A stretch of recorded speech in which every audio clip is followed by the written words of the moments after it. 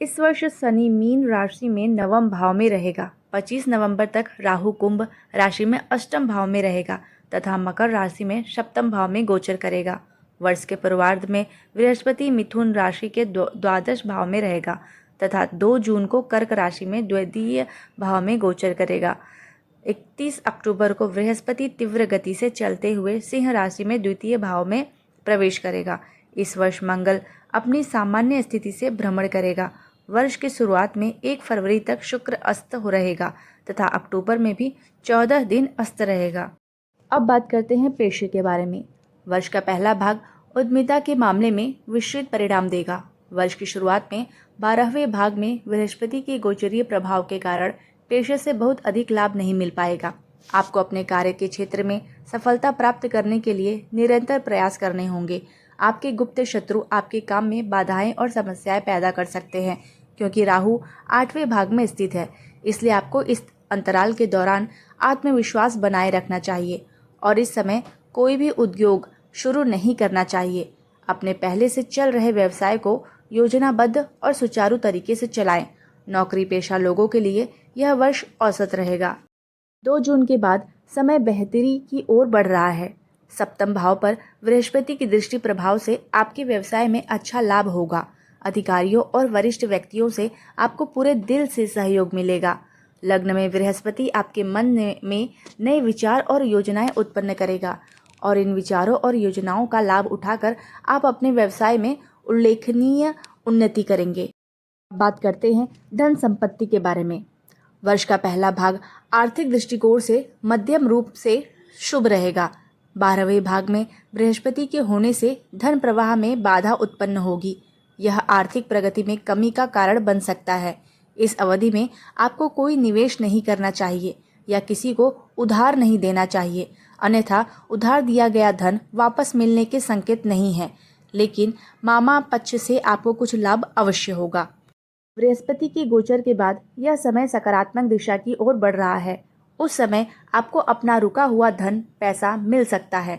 सप्तम भाव पर बृहस्पति की दृष्टि प्रभाव पत्नी या मित्रों से लाभ का कारक बनेगी या वे आर्थिक स्थिति को सुधारने में पूर्ण सहयोग करेंगे। आप अपने व्यवसाय के लिए गतिविधियों को बढ़ाने के लिए धन खर्च कर सकते हैं। आप अपनी भौतिक सुख सुविधाओं के लिए खर्च करेंगे। 31 अक्टूबर के बाद आपको रत्न और आभूषण आदि की प्राप्ति होगी और ससुराल पक्ष से लाभ होगा। अब बात करते हैं घर, परिवार और समाज। पारिवारिक दृष्टिकोण से यह वर्ष मध्यम रूप से शुभ रहेगा। चतुर्थ भाव पर बृहस्पति की दृष्टि के कारण पारिवारिक सामंजस्य बना रहेगा। परिवार के सदस्यों में आपसी सहयोग की भावना विकसित होगी, जिससे परिवार में शांति और सद्भाव का वातावरण बनेगा। मामा पक्ष से आपके संबंध बहुत अच्छे रहेंगे। अष्टम भाव में राहु के होने के कारण ससुराल पक्ष से मतभेद हो सकता है। 2 जून के बाद समय बहुत अनुकूल रहेगा। आपके बेटे बेटी की शादी होगी या आपके परिवार में कोई शुभ कार्य संपन्न होगा। इस कार्य को पूरा करने में आपकी महत्वपूर्ण भूमिका होगी। चूंकि बृहस्पति का सप्तम भाव पर दृष्टि प्रभाव है, इसलिए आपकी पत्नी के साथ मधुर संबंध रहेगा। यह वर्ष आपको सामाजिक स्थिति और प्रतिष्ठा के मामले में औसत परिणाम देगा। अब बात करते हैं बच्चों के बारे में। वर्ष का पहला भाग संतान के लिए अनुकूल नहीं रहेगा। 12वें भाग में बृहस्पति पर राहु की दृष्टि के कारण संतान से संबंधित कुछ चिंताएं हो सकती हैं। आपके बच्चों के स्वास्थ्य और शिक्षा पर प्रतिकूल प्रभाव पड़ सकता है, इसलिए उनके स्वास्थ्य के प्रति बहुत सावधान रहें। 2 जून के बाद बृहस्पति के गोचरीय प्रभाव के कारण समय अनुकूल रहेगा। उस समय आपके बच्चे अपनी मेहनत के बल पर सफलता की सीढ़ियां चढ़ेंगे। उनका पढ़ाई में मन लगेगा। नवविवाहितों के लिए यह समय संतान प्राप्ति के लिए शुभ है। यह समय आपके दूसरे बच्चे के लिए भी शुभ है। यदि वह विवाह योग्य है तो इस समय में उसका विवाह हो सकता है। अब बात करते हैं आपके स्वास्थ्य के बारे में। साल का पहला भाग आमतौर पर स्वास्थ्य के दृष्टिकोण से शुभ नहीं रहेगा।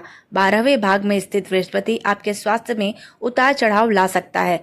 मधुमेह रोगियों को बहुत सख्ती से अपने खान पान का पालन करना चाहिए।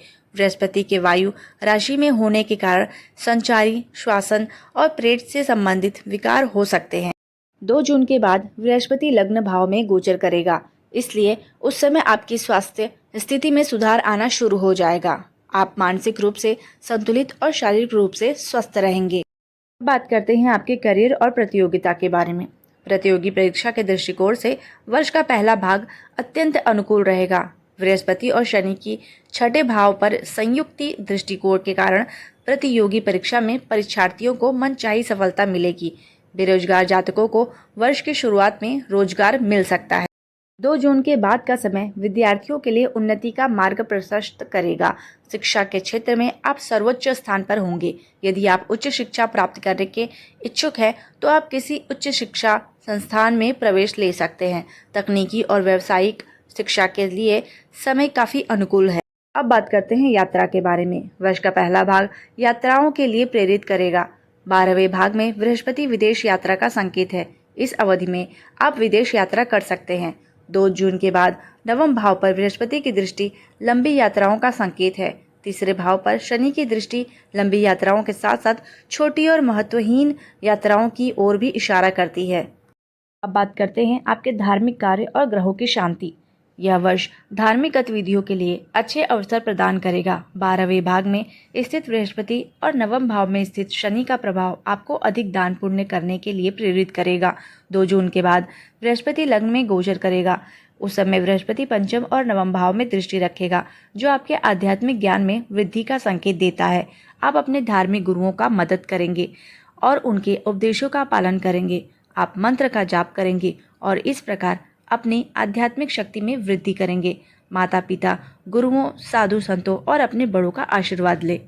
मंदिर या धार्मिक स्थानों पर केला या बेसन के लड्डू दान करें। बुधवार को गणेश जी को दुर्वा चढ़ाएं।